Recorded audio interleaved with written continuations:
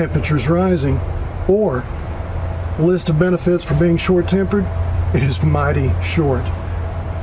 Welcome to another installment in the Over My Shoulder Bible Study series.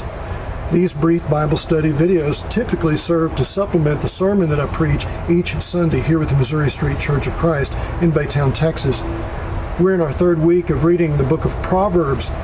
This 3-week reading of Proverbs is designed to saturate us with the wisdom that's in this book and is a portion of our 3-year read through the entire Bible project that we know as Immerse. As we've been dissecting the Proverbs and digesting them these past few weeks, we can't help but have noticed that the subject of temper is frequently mentioned, in particular, what it's like to have a short temper. I've not tried to collect all the passages in Proverbs that deal with this subject here, but I have gained some of the major players, you might say, and put them on one side of one sheet of paper for us just to examine together. Let's read the text. As an old prof of mine back in grad school once put it, Neil Lightfoot, there's 3 things to understanding Scripture. Read the text, and read the text. Losing your temper is foolish. Ignoring an insult is smart. Fools have quick tempers. No one likes you if you can't be trusted. It's smart to be patient, but it's stupid to lose your temper. Losing your temper causes a lot of trouble, but staying calm settles arguments.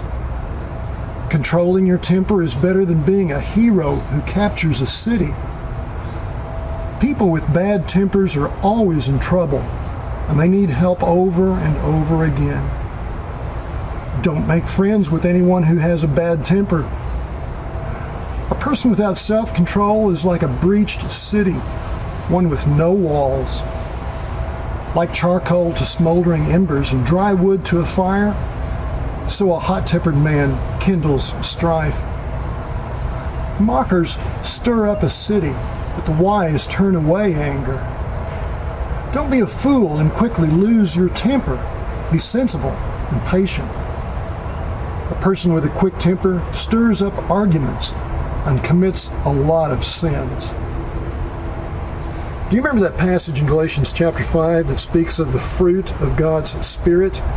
Those 9 qualities that's mentioned there never was intended to be a comprehensive list, but it is a notice of a number of the facets of the gem that we call the fruit of God's Spirit. In that list of 9, do you remember what the last is, the culminating point? Self-control. The opposite of being short-tempered, or you might say the key to getting a handle on your temper. Now, if we were to take these passages, about a dozen of them in Proverbs, and we were to categorize them or organize them, this is how it might look. There are other ways to sift all of this material, but I find this way very helpful. Broadly speaking, all of these passages that we just read divide themselves into talking about what results from having bad or short temper and ways to avoid having a short temper, and how to get out of that cycle, that addictive process that's destructive. Or you might even think of it as practices of those who already have a good rein on their temper. First of all, let's note the results or the consequences. If you have a short temper, you won't be trusted. People will come to say, you can't trust this guy. He's liable to just go off at any second. People who are short-tempered create conflict within a community. People will begin to say, oh no, there she is. We know what's fixing to happen as a result. People who have a short temper, they tend to stay in trouble. This particular passage speaks of how that they'll need help again and again and again. The thought being is, short-tempered people don't tend to learn from their mistakes. You need to learn from your mistakes. Also, people who have a short temper stir up strife. 2 sides of the same coin, stirring up strife and creating conflict, one being the minor and the other being the major, one being verbal and one even be more physical or violent even. And people who have short tempers, they multiply sins. That is, not only will they add up instances of short-temperedness, but it will lead them into committing sins they hadn't planned to get involved in to begin with. Their short temper leads them further and further into sin.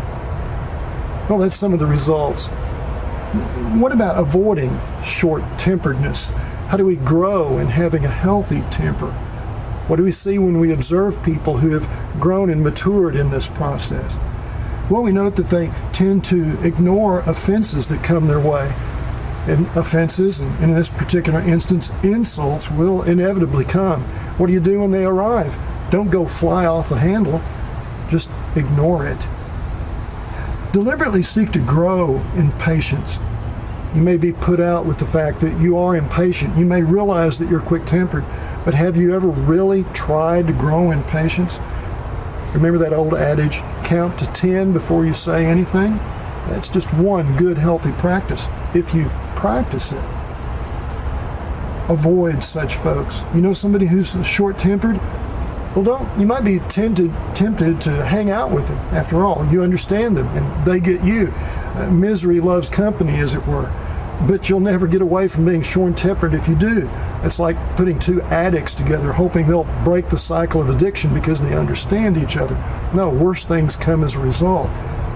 It may cost you. It will cost you friendships if you're short-tempered. You'll have to break off relationships with people that are enabling you and empowering you in the descent into even greater short-temperedness.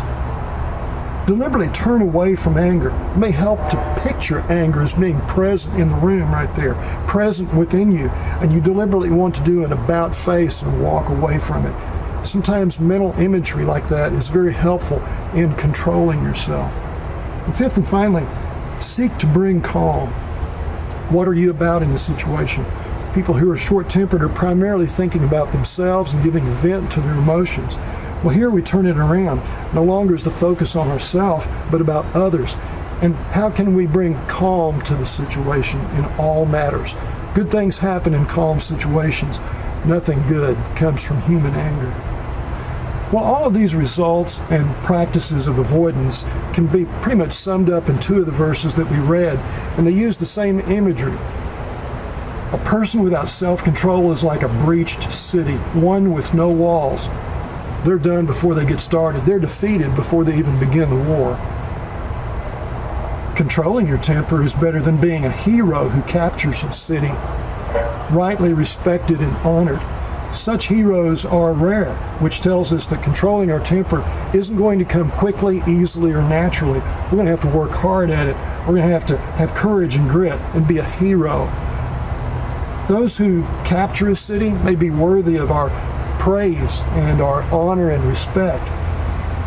But the quiet person who simply controls their temper is an even greater hero. Go be a hero. Grace and peace be with you.